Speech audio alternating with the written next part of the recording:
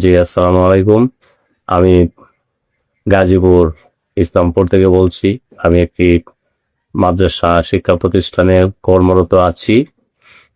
আমি ওই চাকরিটার জন্য অনেক চেষ্টা ফিকির করার পরেও একসময় চাকরিটা হওয়ার পরে আমার সহকর্মী প্লাস আমার বস আমার সাথে অসৎ আচরণ প্লাস বিভিন্ন ইয়াতে দেখতো, নিজ চোখে দেখতো চাকরিটা যায় অবস্থায়।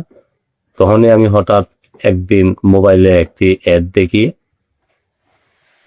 রোকাইয়া সম্পর্কে একটি অ্যাড দেখি।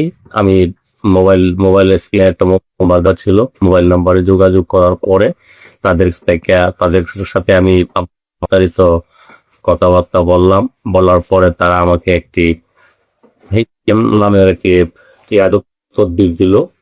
হ্যাঁ, আমল করতেছিলাম, আমল করতে করতে আমি ফল পাইতে শুরু করলাম। এখন ইনশাল্লাহ আমি ওইখানে সবাই আমার সাথে সদ আচরণও করছে, সবাই আমার সাথে মানে ভালো ব্যবহারও করছে।